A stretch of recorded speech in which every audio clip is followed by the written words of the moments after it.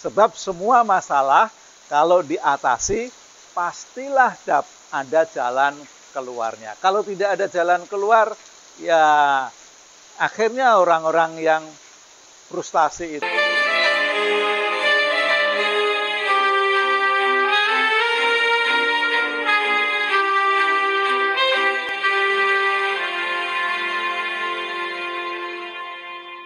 Manusia sejak dari lahir hingga pada akhir kematiannya sesungguhnya selalu diselimuti dengan masalah. Masalah itu ada yang kecil, ada yang sedang, ada masalah yang besar.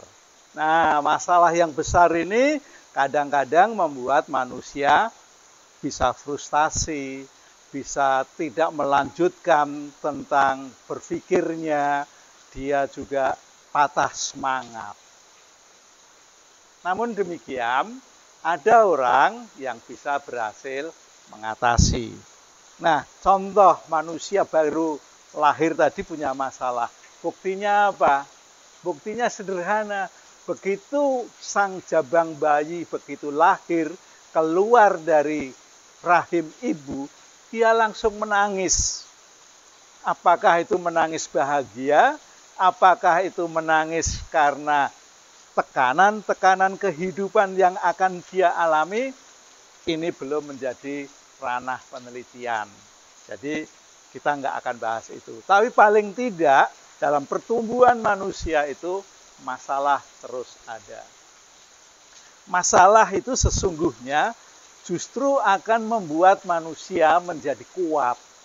Manusia tidak lagi bergantung pada kemampuan-kemampuan yang tidak dia miliki. Justru dengan adanya masalah, manusia itu dapat terus bertumbuh. Kalau bertumbuh, maka dia pun akan mengalami problematik yang semakin luar biasa. Ada banyak hal yang dapat diatasi oleh manusia dalam mengatasi problematik kehidupannya itu dengan berpikir. Mengapa berpikir? Karena berpikir itu menjadikan seseorang dapat mengatasi sebuah masalah, dapat mengatasi hadapi. Namun demikian, seseorang dapat mengatasi dengan baik, maka akan tumbuh kreativitas, akan tumbuh inovasi. Sebab masalah-masalah yang luar biasa kompleks itu, kalau diatasi dengan baik, pasti ada jalan keluarnya. Masalah tadi bisa bersumber dari 3 hal. Yang pertama, dari diri sendiri. Seseorang kadang-kadang entah pikirannya bagaimana sehingga ada persoalan yang seharusnya tidak perlu dipikirkan menjadi pikirannya sehingga jadi masalah dan akhirnya dia mengalami frustasi, mengalami kesulitan-kesulitan, mengalami hal-hal yang tidak baik, bisa dalam bentuk ketakutan gitu. Padahal ketakutan itu sendiri sebetulnya tidak akan pernah terjadi. Ya, ketakutan itu tidak akan pernah ia rasakan, dapat ia alami. Karena itu hanya ada di dalam pikirannya. Yang kedua, masalah itu bisa terjadi oleh sebab alam. Misalnya ada bencana alam seperti banjir, seperti gempa bumi, seperti hujan, ya, yang menjadikan seseorang tidak berani beraktivitas. Akhirnya dia lebih baik mengurung diri, tidak melakukan kegiatan. Ada juga masalah yang disebabkan oleh kelompok kecil manusia. Kelompok kecil manusia ini dalam sebuah rumah tangga. Ayah, ibu, anak, 3 komponen ini bisa saling menimbulkan masalah. Apakah itu jadi masalah besar, apa tetap masalah kecil, atau tetap masalah yang sedang, itu boleh-boleh saja. terjadi dalam sebuah keluarga. Coba Anda yang sudah berkeluarga, pernah nggak ada masalah dengan anakmu, atau dengan istrimu, atau dengan suamimu, atau dengan bapakmu, atau dengan ibumu? Pasti pernah, ya. Tapi kadang-kadang masalah itu ada yang terbawa hingga cukup lama, tidak bisa dirasakan, ya. Akhirnya terjadi sakit hati, akhirnya terjadi luka batin. Ya.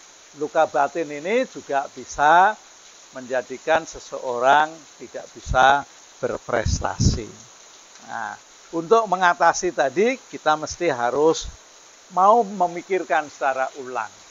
Memikirkan hal-hal tentang masalah. Bagaimana caranya? Ya, caranya mesti harus terus-menerus memikirkan supaya masalah itu dapat diatasi.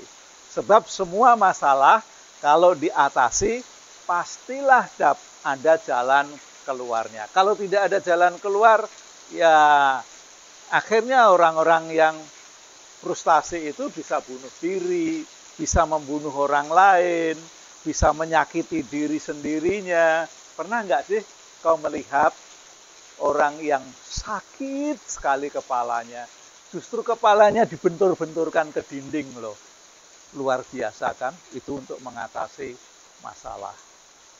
Nah, yang berikutnya, orang yang berpikir tadi bisa menjadi kreatif. Ya, karena kreativitas itulah muncul hal-hal yang baru. Muncul hal-hal yang tak terduga. Jadi kreativitas itu sesungguhnya menjadikan seseorang hidupnya menjadi lebih baik. Ya, kalau tidak terjadi kreativitas, ya bolehlah ia melakukan inovasi. Jadi hal yang sudah ada dilakukan perubahan sedikit-sedikit, akhirnya itu namanya inovasi. Nah, mengapa bisa terjadi kreativitas dan inovasi? Karena ada semangat. Nah, perlu tahu semangat. Semangat ini menurut saya adalah bagian dari jagoan yang ada di dalam diri kita. Semangat adalah jagoan yang ada di dalam diri kita. Kok bisa Anda berkata, saya berkata bahwa semangat itu jagoan? Buktinya sederhana. Kalau kita memiliki semangat yang luar biasa, maka ada keberanian, ada kegiatan yang luar biasa dapat diselesaikan dengan baik. Ya, jadi semangat itu menimbulkan keberanian. Keberanian untuk melakukan sesuatu hal yang melampaui kemampuan seseorang itu sendiri. Jadi bisa melampaui tanpa batasnya karena keberanian itu. Dan yang kedua, semangat itu juga menimbulkan kegairahan. Ya, orang kalau sudah bergairah dalam melakukan pekerjaan, pasti sampai lupa akan apa yang ia kerjakan, waktunya sudah selesai atau belum. Sebelum dia tuntas, dia terus bekerja. Dan bekerja. Hingga pada akhirnya menghasilkan sebuah karya yang luar biasa. Jadi keberhasilan itu sesungguhnya sangat mahal. Ya, karena butuh proses yang panjang. Ya. Butuh proses yang panjang dari masalah yang luar biasa pelik, lalu dipikir, timbul kreativitas muncul semangat menimbulkan kegairahan, melakukan pekerjaan yang tanpa batas, melampaui batas, sehingga dapat dikatakan hasil dari pekerjaan itu sangat mahal dan memerlukan proses yang sangat panjang. Oke, sampai di sini ya, kita akan ketemu pada sesi berikutnya.